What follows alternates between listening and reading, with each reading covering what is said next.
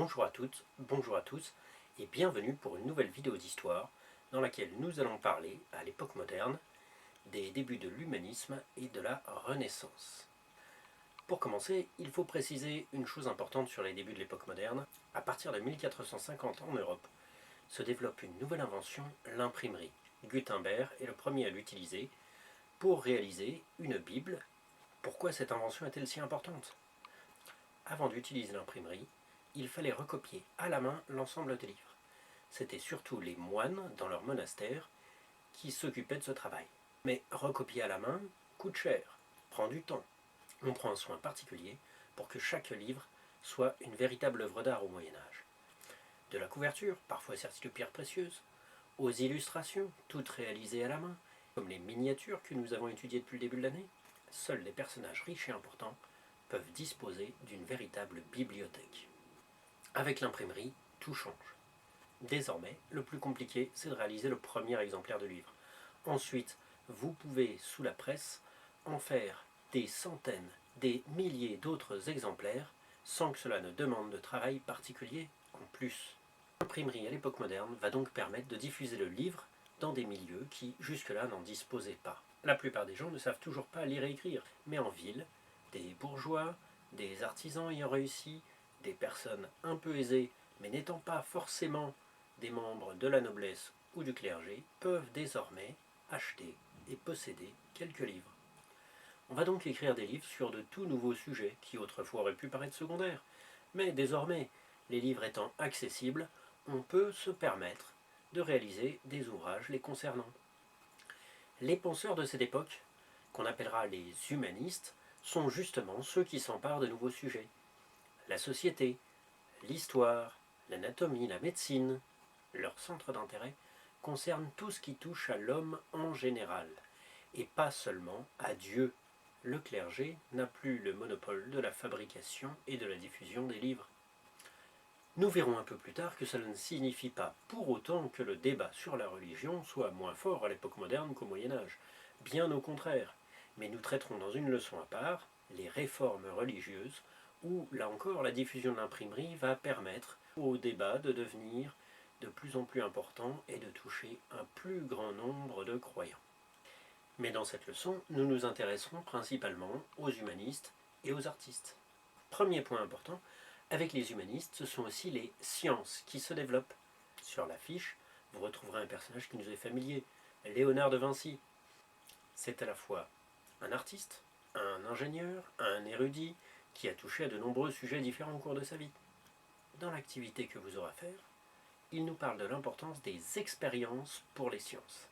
On ne devra plus accepter les vérités comme des vérités absolues que l'on a lues dans un vieux livre, soit qu'ils soient religieux, soit qu'ils nous proviennent de l'Antiquité, mais désormais les hommes de la fin du Moyen-Âge réalisent eux-mêmes de nouvelles expériences et tentent de comprendre le monde qui les entoure.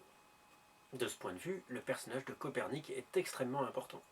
Il élabore la théorie de l'héliocentrisme, c'est-à-dire qu'il sera le premier à expliquer que la Terre tourne autour du Soleil et non l'inverse. À l'aide de calculs mathématiques, il présente un modèle cohérent qui permet de décrire le système solaire, mais il est conscient que ces idées nouvelles peuvent surprendre ou même choquer. Il ne publie ses travaux qu'à la toute fin de sa vie. D'autres écrivent sur le sujet avec moins de prudence. Giordano Bruno, homme d'église italien, pense que l'univers est infini, mais il est aussitôt considéré comme hérétique par les autorités de l'Église catholique. Il sera condamné à mort et exécuté à Rome en 1500. Plus connu, même s'il a pu éviter un tel châtiment, Galilée reprend les travaux de Copernic et utilise des observations astronomiques pour démontrer que ce modèle est vrai. Mais lorsqu'il publie ses découvertes, il écrit en même temps qu'il pense que, trop souvent, l'Église s'est trompée en interprétant la Bible. Et dire cela à l'époque moderne, c'est encore pire que de contredire le clergé. C'est expliquer que le clergé n'est pas capable de bien interpréter les textes religieux. Une telle critique est inadmissible. Galilée sera jugé et n'évitera un châtiment plus terrible qu'en se parjurant, c'est-à-dire en jurant qu'il s'était trompé. Après Galilée, l'écrasante majorité des astronomes est désormais convaincue que Copernic avait raison. mais tous l'écriront avec prudence et en faisant bien attention à la manière dont ils présentent les choses.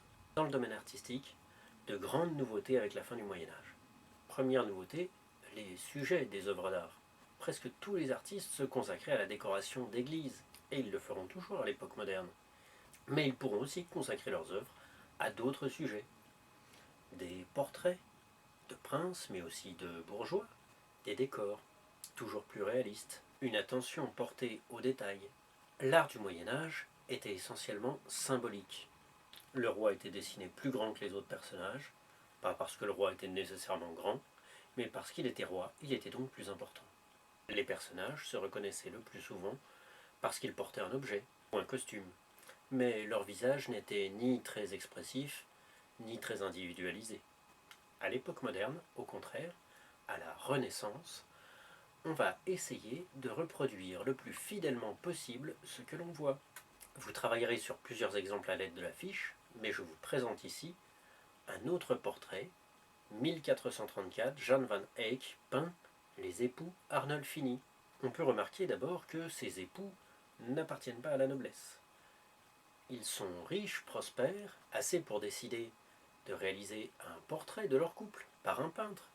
Ils le font dans leur appartement, manière de montrer qu'ils disposent d'une demeure riche et confortable, vêtus de leurs plus beaux habits. Le peintre, lui, soigne tous les détails, les plis du tissu, la présence d'un animal de compagnie, un magnifique lustre, des jeux de lumière, et même un détail très particulier. Non seulement il signe son œuvre, mais il se représente lui-même sur le portrait. En effet, derrière les époux se trouve un miroir. Jan van Eyck décide donc de peindre le reflet dans le miroir, et évidemment dans le reflet se trouve le peintre qui regarde les deux époux au moment où ils prennent la pose. On retiendra donc 3 points essentiels sur la vie des idées à la fin du Moyen Âge. Premier point, l'invention de l'imprimerie permet une diffusion des connaissances, des savoirs, des opinions à une vitesse inconnue jusqu'alors. On est encore loin d'Internet, mais l'imprimerie a vraiment compté dans l'histoire de l'humanité. Deuxième point, la diffusion de ces connaissances permet de nouveaux progrès pour la science.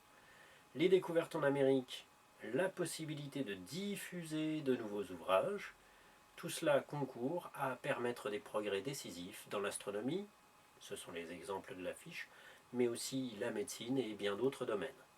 Dernier point, en art, la Renaissance va permettre de réaliser des œuvres réalistes et des artistes reconnus dans toute l'Europe grâce à la gravure qui permet d'imprimer les images et pas seulement les textes. Merci de votre attention, bon courage pour les activités et à bientôt pour une nouvelle vidéo.